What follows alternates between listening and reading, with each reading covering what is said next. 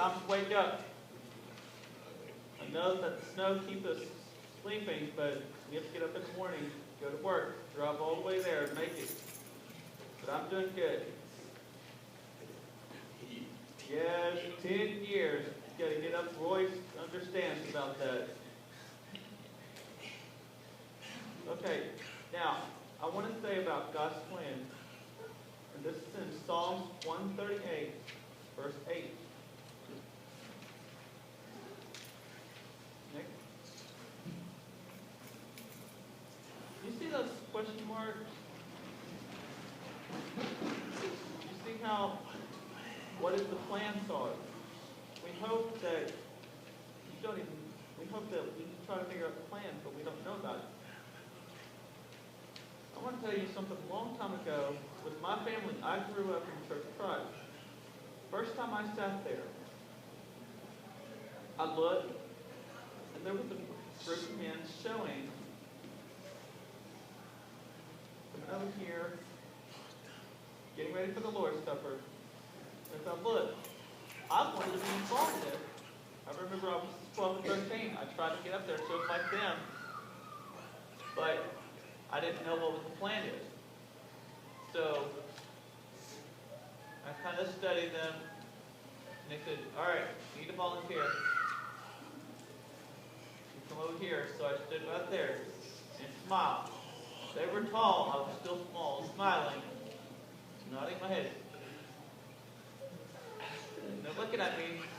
They don't know what my plan is. So I smiled. Oh, okay. Okay, just go all the way down. Start passing out the Lord's Supper. And then, really enjoyed it every Sunday. I didn't have to say the word. The man spoke for me. But I was to be patient. After lip read, all the brothers and sisters bowed down. I'm just the one just reading his lips. I kept lip reading his. And then we got finished. I started passing out the Lord's Supper.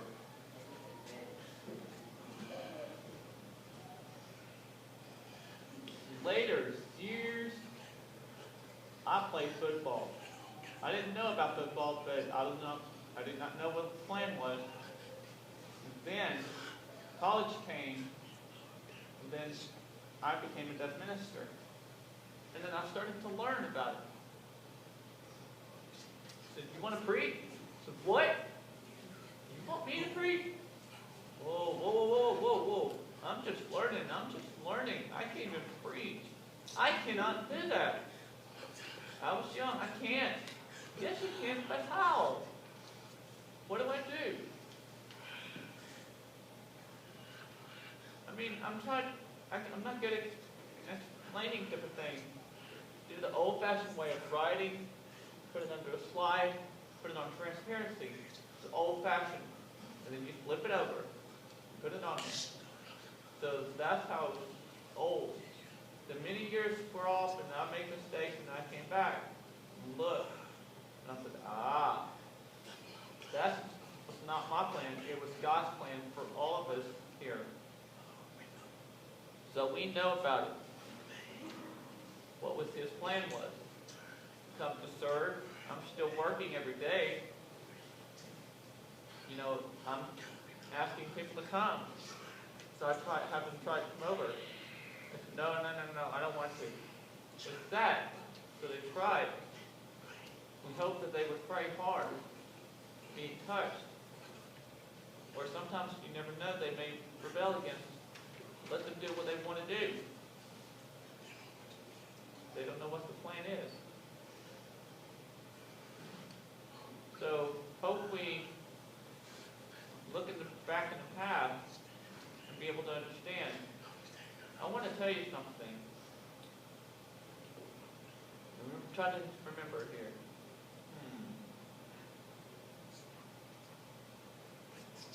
About 6 years ago, when I got ready, somebody came nearly death. Time for me to go to SIBI, Sunset International Bible School.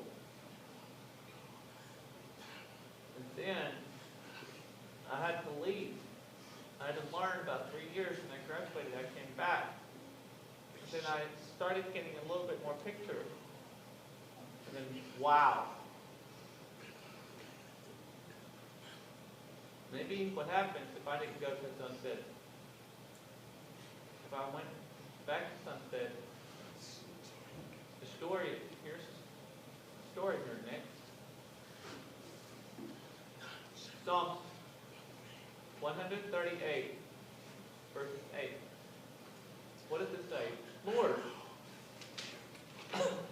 I know you will do what you have promised. Lord, your faithful love will last forever. You are the one who made us. So don't leave us. David asked, said, I'm having problems. We all have problems, yes. We ask for God's help and hope that they would stop being against us. Sometimes we have our enemies. But the word spread out challenges us. Do not argue. What's the argument? Gossip.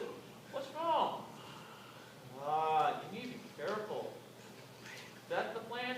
No. God don't want an argument or disagree or fight. There's no reason for you to do that. He's looking for a good blessing, hoping that continue on forever. I really like Psalms, the way that King David thinks about it. Thinking about what he thinks to God. And now the application next. From verse 8. Every person dreams and makes plans for the future. Then they work hard to see those dreams and plans come true. But make the most life. We must include God's plan in our plan. He alone knows what is best for us. He alone can fulfill His purpose for us. As you make plans and dream dreams, talk with God about them. Wow. You think about yourself and you start making plans. Wait, I'm going to be doing this. Don't work that way. You need to ask God for wisdom and pray for it. And see if you can call on video phone and see what's up. Keep talking. Find out what's going on. Continue on. Wow. Sometimes we don't wake up. You know what your plan is for tomorrow? No. I'm going to give you an example. When I was at work, one man said, he put himself as a leader. It's like a game plan. Game plan? I thought we're going to be playing games like footballs or soccer or something. The game plan, what does that mean? And so, game plan is when we have a discussion of what we're going to do and work out to get ready for tomorrow and the next day. And then, like for example, in the morning we write down. Another person comes in at night. And then we have to be worried about different things. And that's what the game plans are. We go home, and that person will work overnight and goes home and let them know. And the boss will read in the morning what happened last night. And then they would pass out every single day. It's really neat. And I thought game plans could be games, but wow. I learned something. Next. Here's an example picture.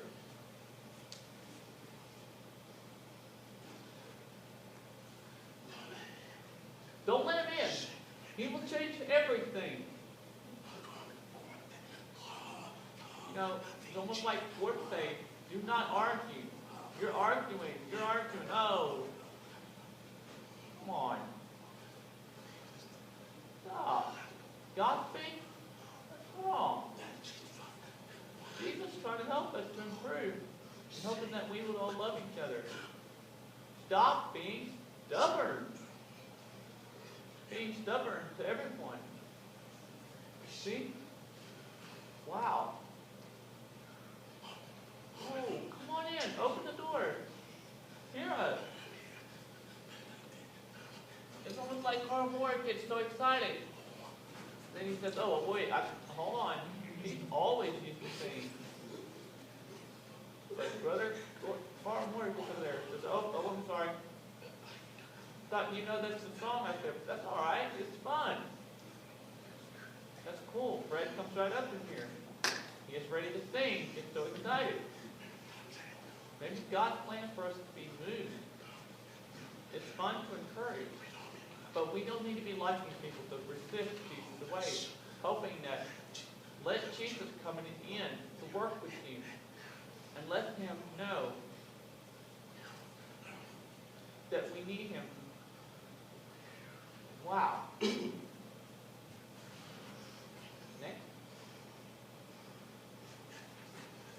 All people have done wrong. Next. In Romans chapter 1, verse 18, God showed his anger from heaven against all the evil and wrong things that people do.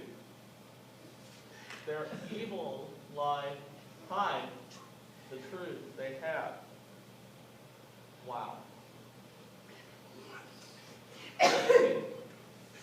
Satan wants you to do evil things. Paul's right there saying, you need to let go of that person that wants to do the evil thing. I'll give you an example.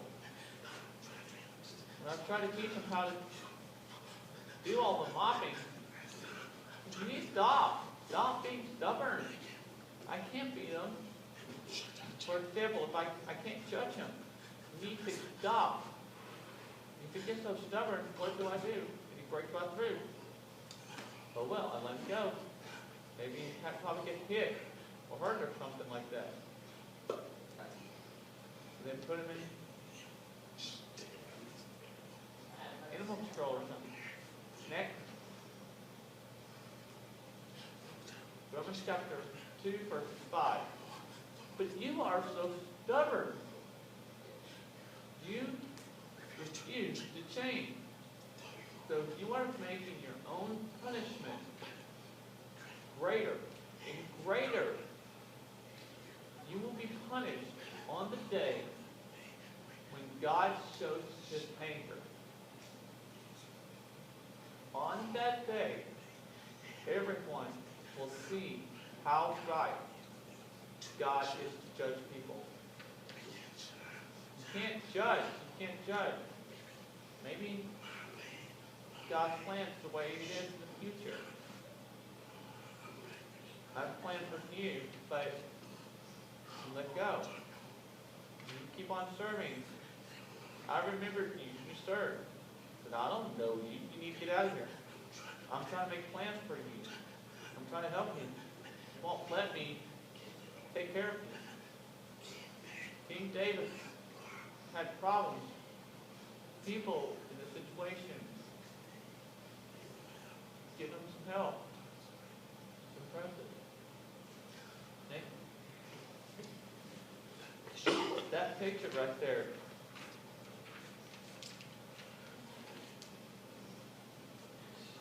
Still, you know, if you continue on, but you stray away, and you don't want to change, you got to let it go. Then later, if you make a mistake, oh, Lord, can you forgive me? For I strayed away from you, and I became stubborn. I'm sorry. Yeah, I had a lot of problems back in the past. I should have listened to you, Father. Read the Word and listen to you. Keep on going. Instead of criticizing, instead of arguing,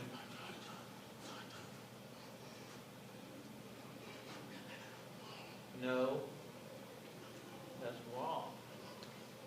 You need to have God to help us to good for people and not judge others. Family, friends, whatever, it can happen to your life. This is a perfect example right there with this man crying, saying, "Help me, God, forgive me, I'm going to make mistakes. I've been arguing with people. I'm sending hateful things to people."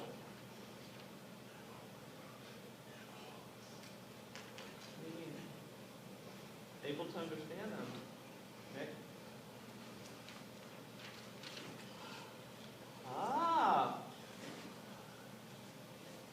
Turn around and come to God. In James chapter 4, verse 5 through 10. Do you think the scripture means nothing? The scripture says, the Spirit God made to live in us want us only for Himself. But the kindness God shows is greater. As the scripture says, God is against the proud, but He is humble, kind to the humble. But when you make mistakes, you have to be humble. Like, for example, oh, I helped the person over there. You need to be humble. Understand? Want to be the same. Be humble. Just like Jesus did. Okay? So give yourself to God.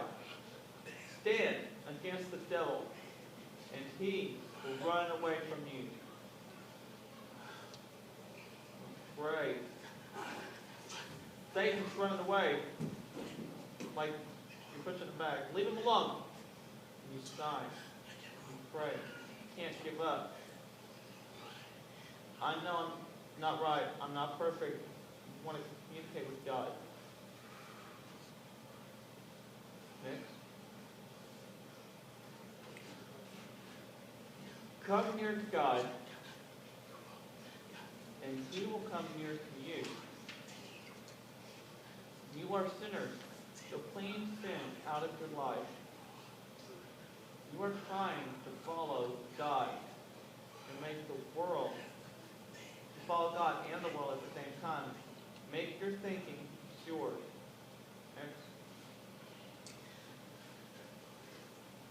Be sad. Be sorry. And cry. Change your laughter and crying. Change your joy into sadness.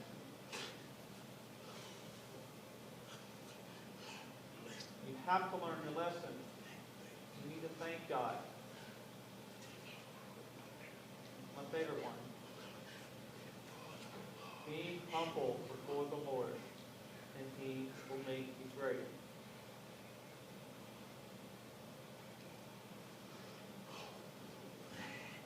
Hope that they will wake up. They don't know what they're planning. Do you know your plan? Oh, I know this. I don't know. But I'm just, okay, just trying to help. You don't even know. It happened to one of our church members, and then later, that church member broke the rules. And he got in jail. Try to warn him, you need some help. I don't know if I need help or not. Didn't care. Probation, ignored probation. Then put him in there. Trying to warn him. Other people know. To warn that person, it's very important to go. Be clean. You get good pay and then you're free. You don't have to go there anymore. Today you can still continue to make mistakes. Oh, I know. And then you stop. You continue on. You continue on. You continue on. Wow. Nick. In conclusion, do you remember what I told you about God's plan? Nick? All people have done wrong. Turn around and come to God.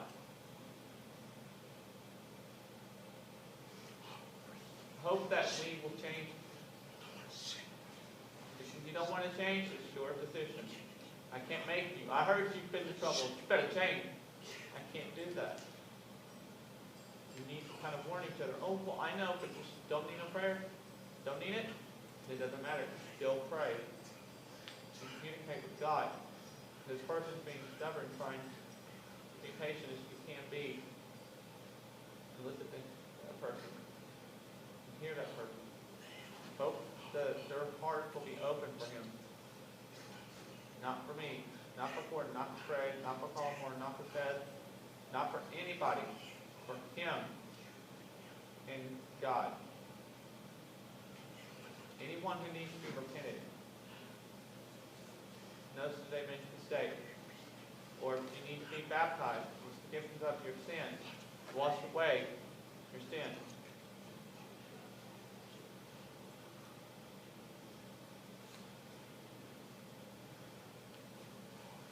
Hope that someone would think about. Don't need to explain about their wrong. But continue on. Remember him. What's the trouble? Oh, it's too dangerous. Oh, it's fun. Whatever. Don't need to be involved in that. Please talk and have some fun. Yes, but the bad times, don't. Now we will have our invitation song. Okay.